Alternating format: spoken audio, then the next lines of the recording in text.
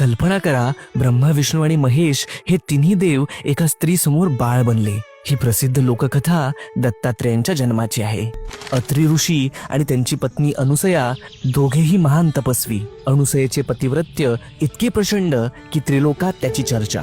एकदा नारद मुनींनी त्रिलोकी फिरत असताना देवलोकांमध्ये अनुसयेच्या पतिव्रत्याची खूप स्तुती केली. ती स्तुती ऐकून देवी सरस्वती, लक्ष्मी आणि पार्वती यांना मत्सर वाटू लागला. आमच्यापेक्षा कोणी श्रेष्ठ? त्यांनी आपल्या पतींना भाग पाडलं की जाऊन अनुसयेची परीक्षा घ्या.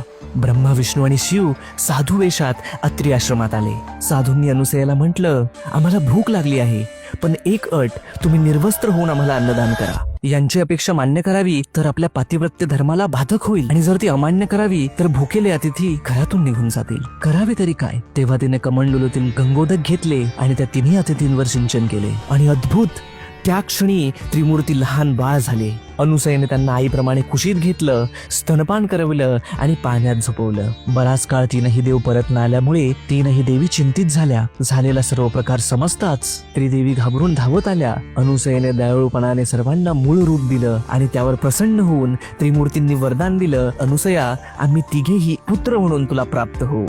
आणि अशा प्रकारे जन्म झाला त्रिगुणात्मक त्रयमूर्ती दत्त भगवान यांचा. श्री गुरुदेव दत्त.